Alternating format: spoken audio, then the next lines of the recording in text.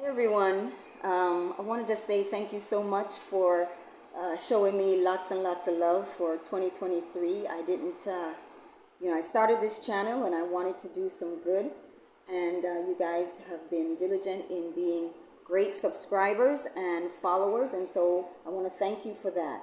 So, to kick off the new year with my second video is with Chief. Na, Please tell me queen. your name. Na means queen in Ga. So it's Na Boafoyena, Oyen Mempese Chula the first, meaning I'm the first queen for the diasporas to have this position. That's a that's a mouthful, That's as a they say. sentence. It's a sentence. It's a sentence. Can you It's a believe it? beautiful name, though. Yes, thank you. Boafoyena means good help is hard to find. Okay. Yeah. That's wonderful. I think that's a beautiful Yeah. name, and it has a lot of wonderful meaning. Meanings, So, yeah. first of all, let me just say thank you for allowing me an opportunity to come into your beautiful home. Thank you. You're and welcome. to dive into what everybody's already been talking about, which is your chieftaincy and your role with the Diasporan. Can I just first say, your head wrap is quite beautiful. Thank you. And I need to know, how did you acquire such head wrap? Well, I make them, I wrap the head and then I take it off and, put it down so I don't have to wrap it again. That's fantastic. Yeah, yes, I wrap And it so on. you have a collection of Oh, those. yes, different colors and... Okay, Oh, so yeah. if someone wants to learn about doing their head wrap, would you be able to oblige? Of course, it's simple, of course. Yeah, I think it's quite cute. Yeah, thank you. You wear it well. Thank you. All right, so let's dive into the question that everybody is asking.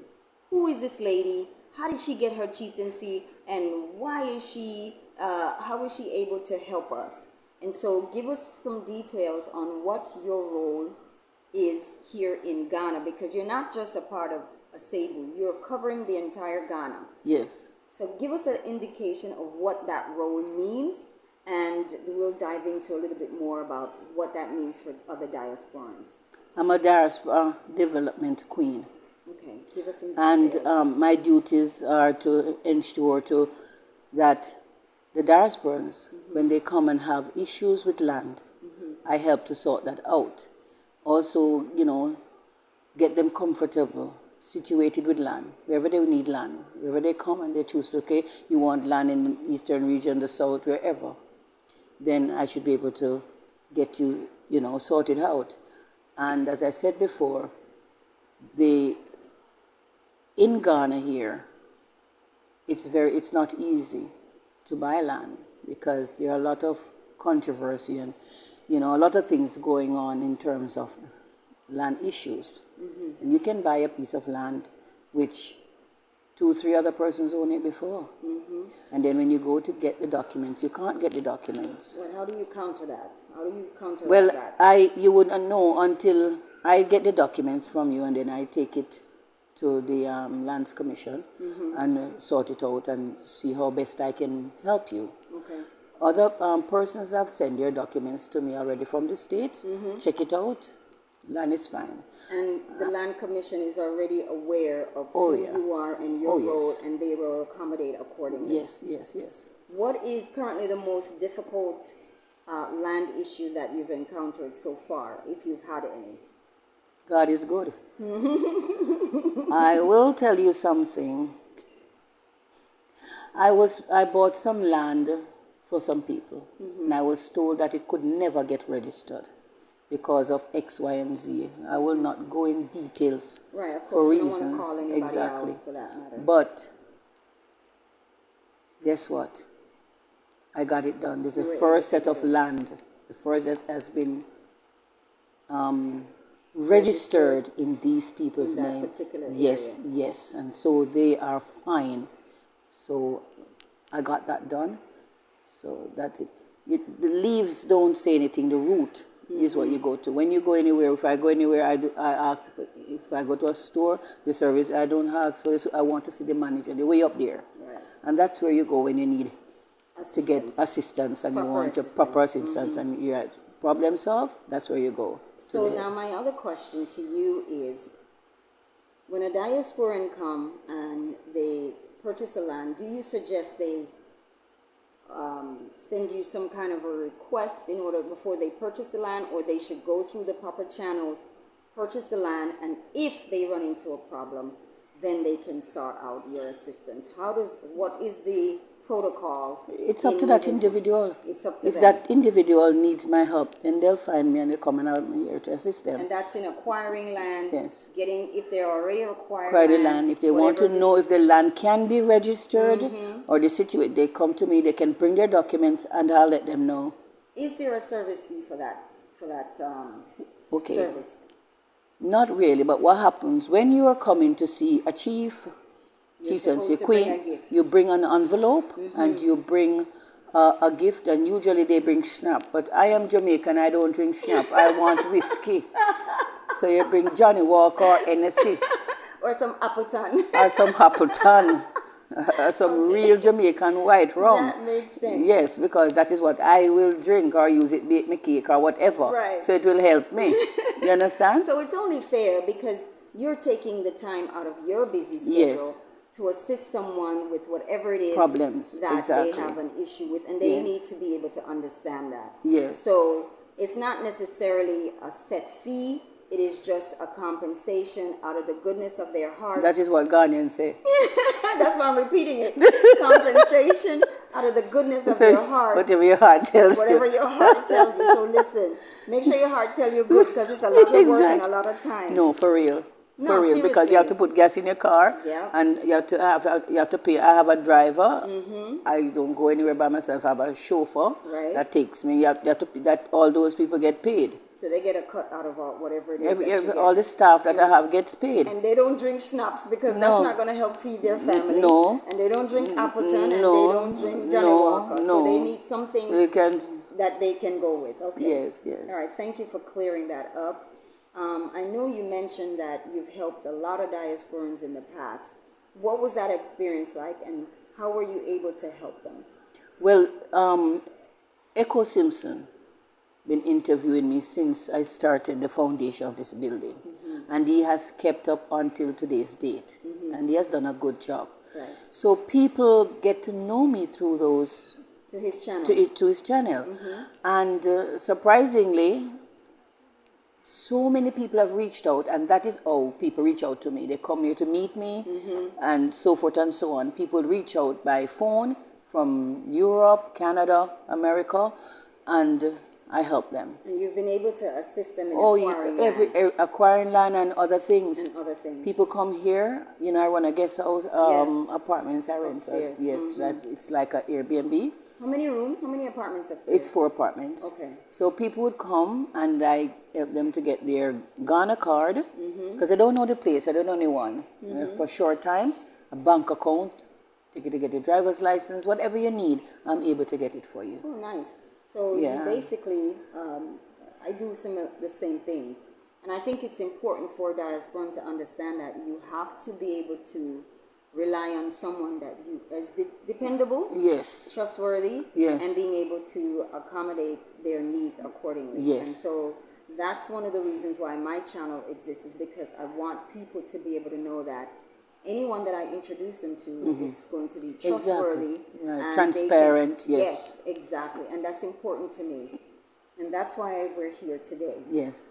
Okay, so with that being said, tell us now about this beautiful home that you have here. I came here in 2021, November the 6th. Okay. On vacation with a couple of friends. And a friend of mine, very good buddy, he's right there on the wall. His picture is right there. Okay. And he gave me his cousin's number, and that's Mr. Len. Oh. And he said, when you get to Ghana, give him a call. So I called him and he told me where he was, and I came out here. The same day I came out here to happen that they were going to meet the king. They told the king about me, and the king invited me to see him. Right. I went to see him, and that same day I made arrangements and I bought the land the next day. Now, how many plots do you have? This is 2. 1 plot or 2? It's 2, but only 1. I built the house on 1. Okay, all right, So, very good. yes, so I got that done, wrap it up, went back to America, came back to kind of sort things out. Mm-hmm. Immediately I knew I was going to move here. Okay. Because I fell in love with the place, or else I wouldn't have bought the land. Right. I didn't do any research before. So everything is I learn as I go. Right. So there have been some challenges that I was able to face. And, is my personality, who I am, it's next. Okay, that is gone next.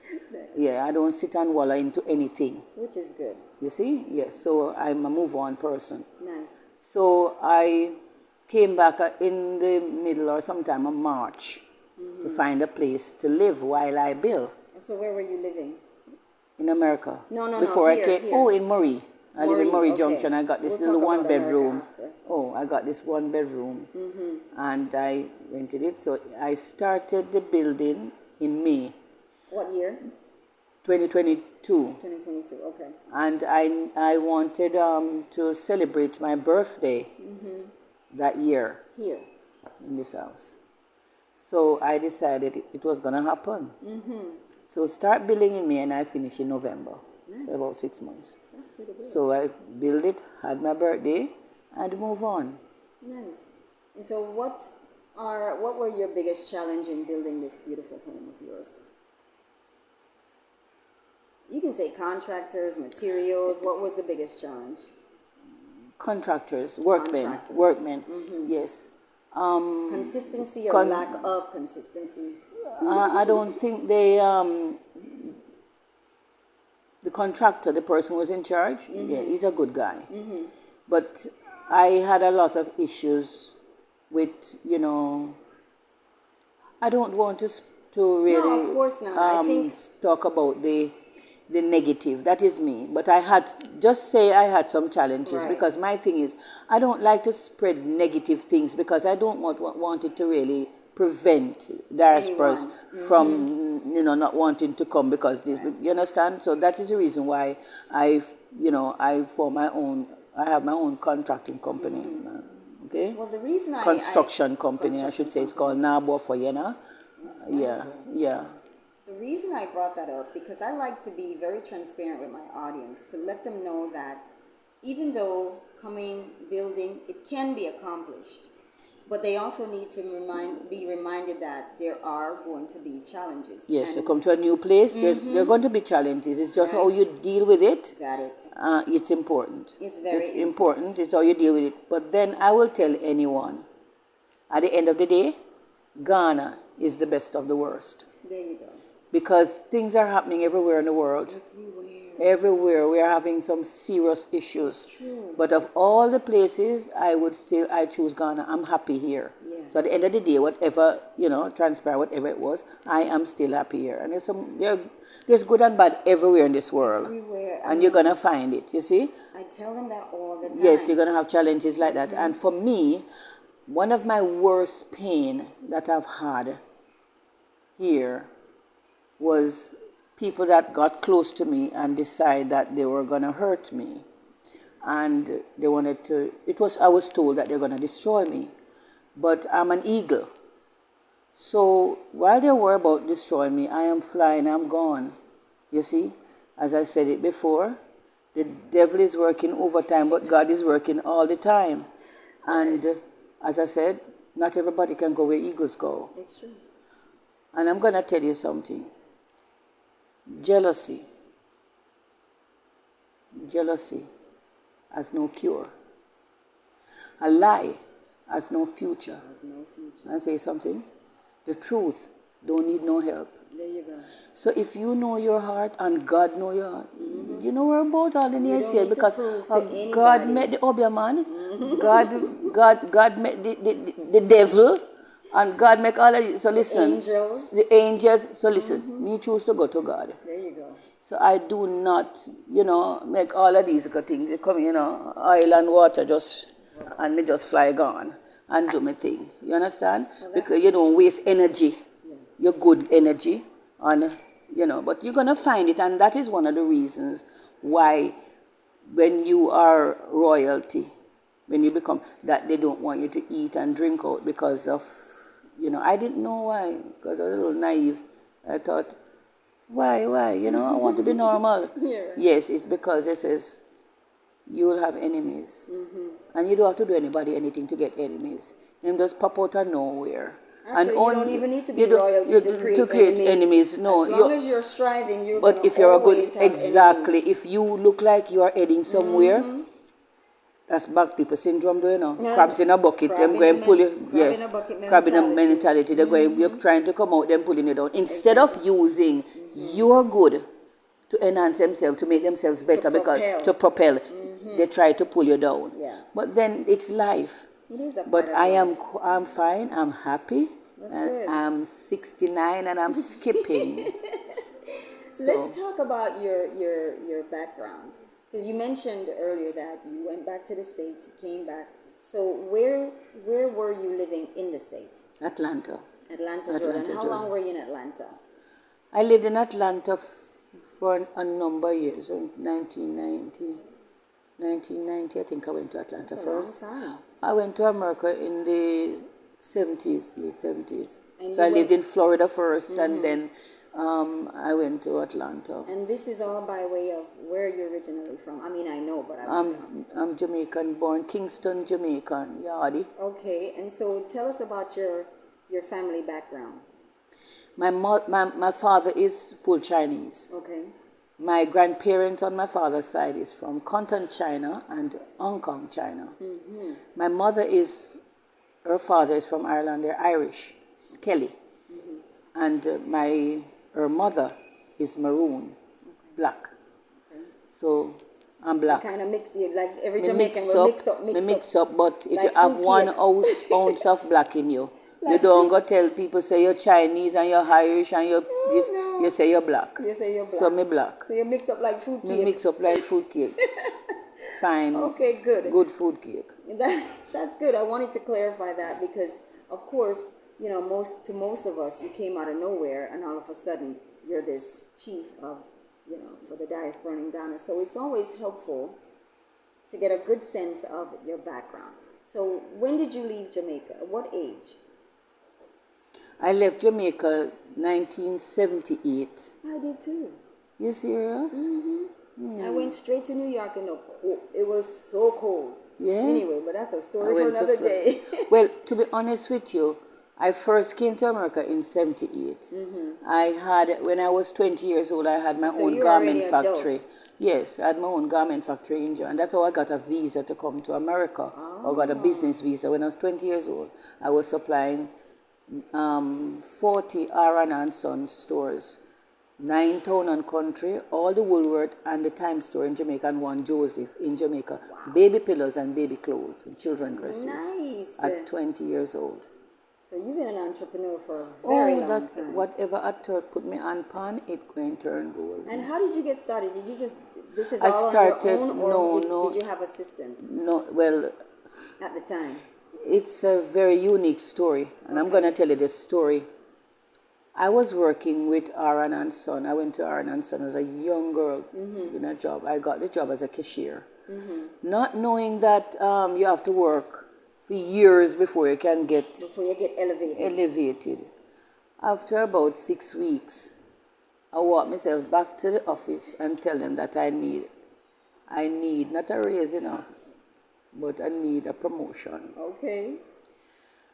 I got the promotion. Oh, wonderful. But the problem now is all these people, they're adults. I'm a little girl to them. Could pick me at Jamaica, that's a little girl. And come now, could tell them about sign here. And I have to. So I'm meeting hell and powder house. So they resented me. And I understand, when I grew old, I understand it was painful. Of course. So he changed me from store to store. The last store was Buzzer. That's where I spent the longest time, but it was also challenging. It was also... Do you need a moment? So now that you have... about the garment factory. Yes. So, yes. So what happened is that the district manager went on vacation, because I was there doing well and things, quite all right. And then the store manager fired me. Until today, I don't know why I got fired, because I never done nothing. But I think they resent me telling them to take down these baths up there. They're full of dust, and wash them. By the time they wash them and put them back, from a little girl, I know, and they put them back. They were sold. I'm a business person, so anything I put my hand to, I will sell your shirt off of your back. Well, don't sell mine. I need my Me have more can get it. Me have more can give. If them like that one, you sell that one. So what happened now is I went to a friend of mine crying. I may lose my job, you know. Because you lost your job so Yes. abruptly. So you know. And you're young. So now you're trying to figure it out. So I went to him and I crying and telling him his name was Neville. And he had a garment factory and I told him what was on. He said to me, more in a worry, something work out. He said to me, there's a box of scrap. I'll take it and so that I can get out of it for my children. Because I have 2 pitney already, them time there now. Oh, wow. Anyway, so I took the box of scrap to a friend of mine in Spanish Town. She was a seamstress. She made some ghost skirt, because it's like a scraps, you know. So she made ghost skirts and some little sittings of a cover there. You know the thing. Yeah, me nine, me long hair, missus. And me look pale like a one. And you want to see me go a coronation, curry, down a curry. Me sell them. That's good. And when I sold them, I look on the money and I said, but when am I going to do with this? This can't mind me for the rest of my life. what am I going to do with it? I went downtown immediately. All this happened in one day. And I did a survey. Found out that the market needed baby pillows. Took the money and buy everything to make 2 baby pillows. Went back to her and make her an offer. Put it together. Make her an offer. I says, come, we're going into business. Make 2 pillows.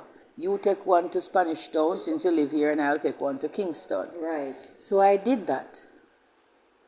To my surprise, I got thousands of orders. I came back to her now excited, and I tell her what happened. No, I didn't tell her about my day. First I asked her, how was your day?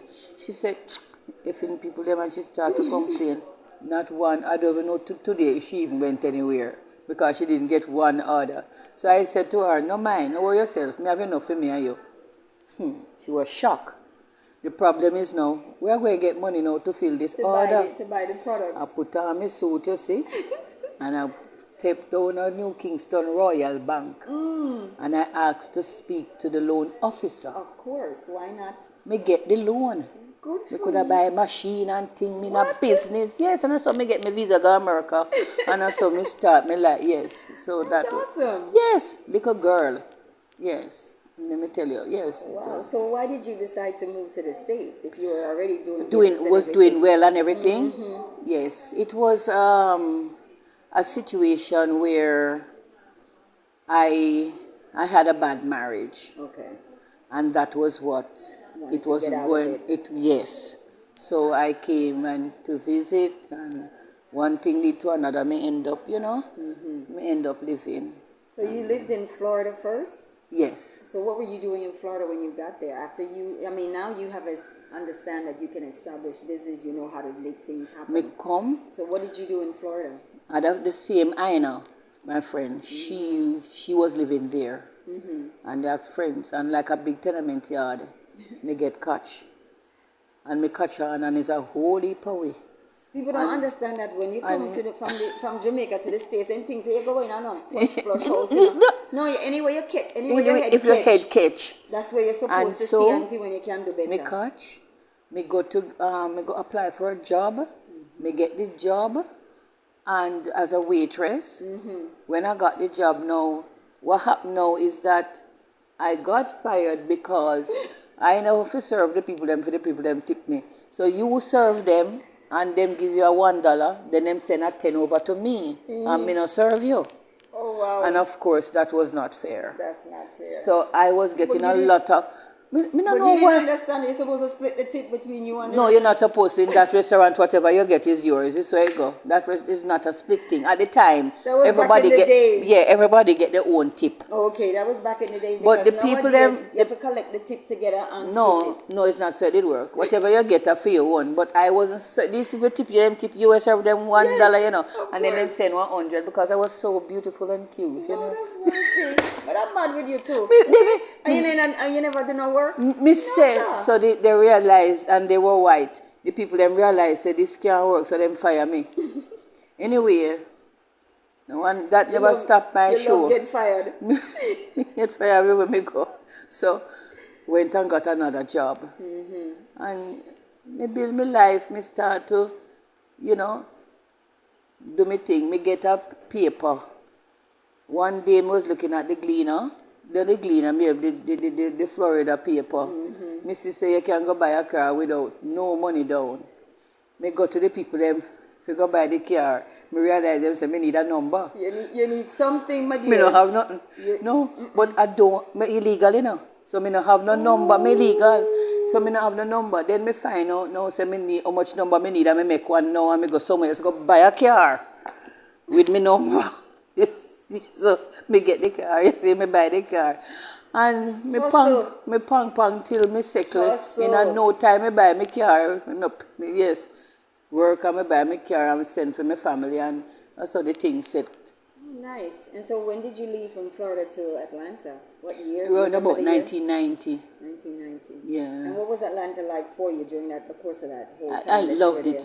It was awesome. Were you an entrepreneur or you worked in a company? Started out working, you know, always working and little hustling on the side. Me bake and me cook and, you know, anything me can get, you know. So what were the last job you had in Atlanta?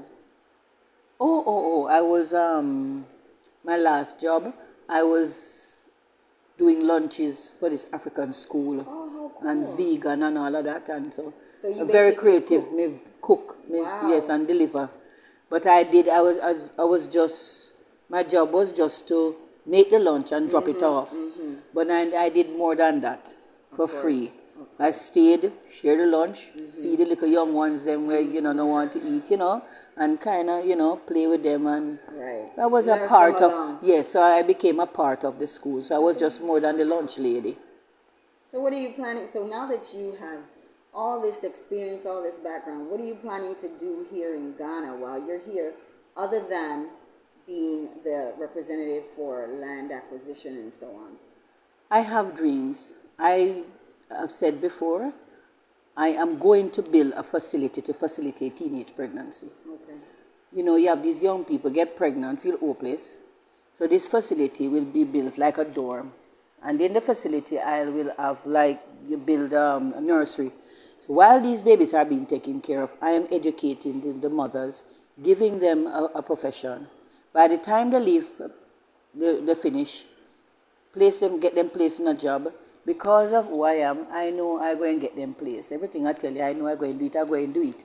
Okay. And so by the time they're finished, they have a second chance. And that's the name of the facility, Second Chance. So is this a non-profit organization? Non-profit, no, non-profit. Everything is going to be free to them, or else I'm going to stagger. Okay. They're going to have problems. A minimum or maximum number of people that you would take in at any period of time? Have you? I want to start off with about 20. Okay. 20 beds, 20. Build it like a dorm, because you understand, I have you know, no private rooms or anything like that. So it's going to be like a dorm. Got it. Right? And I am going to tell you something now. It's not me going to build it, you know. It's we going to build it. It's us going to build it. I know me one for me going to beg the money to build it. I will be breaking ground.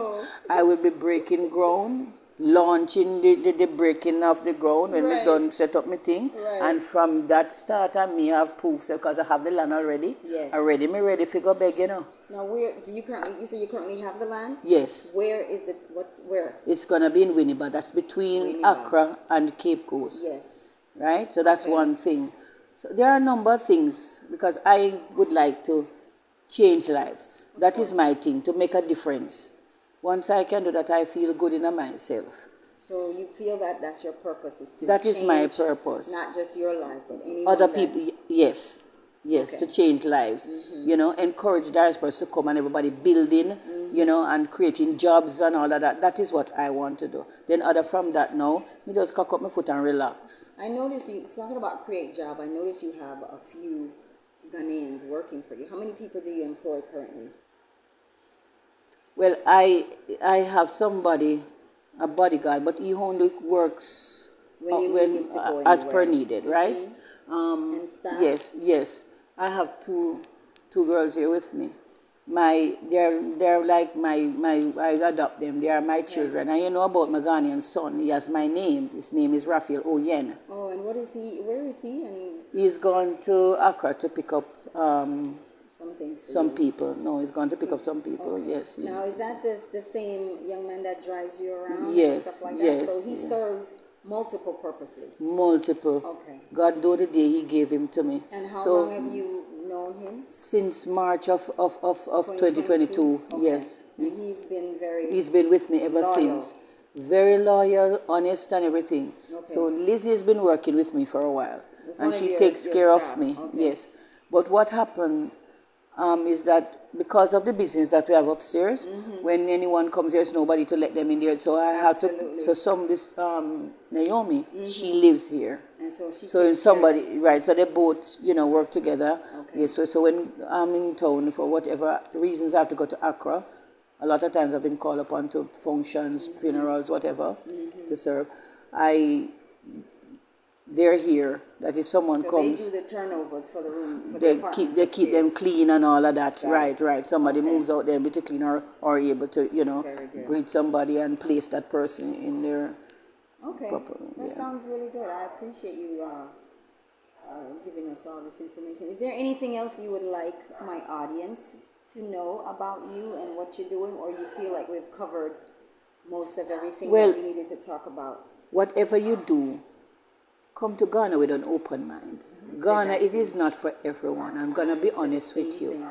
Come with an open mind and come, with unity in your heart, peace and love, because that's what we need to do. We need that more than anything. We need to unite, and we don't have that because, them have us saying that one bad apple can spoil the bunch. It's true. So if you see the one bad apple, you take it out and pay it no mind, make it under till it go back to the earth. Pay it no mind. Throw it back to the earth. Maybe it will grow a new tree. You understand? And you pray for them. You see? But try and see if we can come here and make a difference. Let's show love. Because imagine now, we suffer enough in the Western world. We were taken there by force. We built America when we were forced to build it. And after them claim that we get our freedom, we still let them build it. So now that we find out, we're still paying. We find out where we are from, who we are. We identify ourselves now, right? And we come back, right? We should come with a different mindset. We are no more slaves. You understand? So we need to have that, we need to emancipate ourselves from mental slavery. And that the colonies, we need to get rid of all of them things there. All of us supposed to be here loving one another, man. If me hungry, me supposed to can come say, Audrey, me hungry, we have done the feet. Just like when we were at Jamaica, in the days. We don't have two crackers and sardine, I mean nice.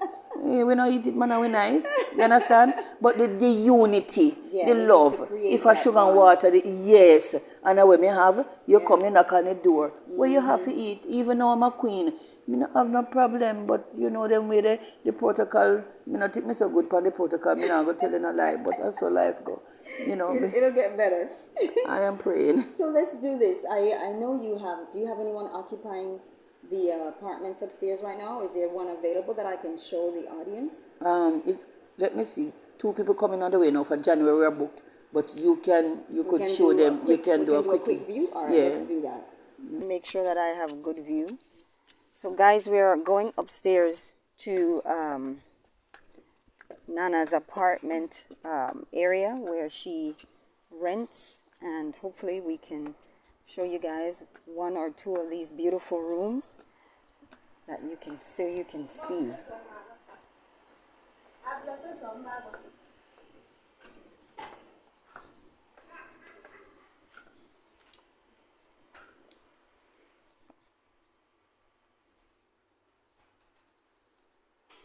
Quite cozy.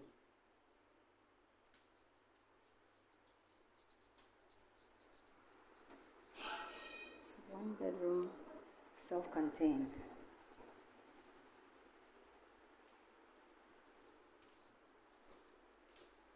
Not bad at all. And you have your closet. Okay, very good.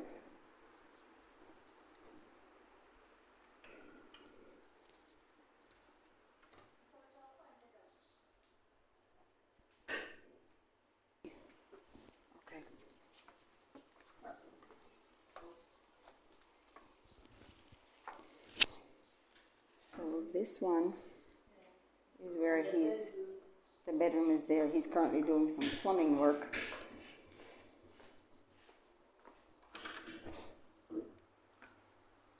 Quite cozy. Similar. So wonderful.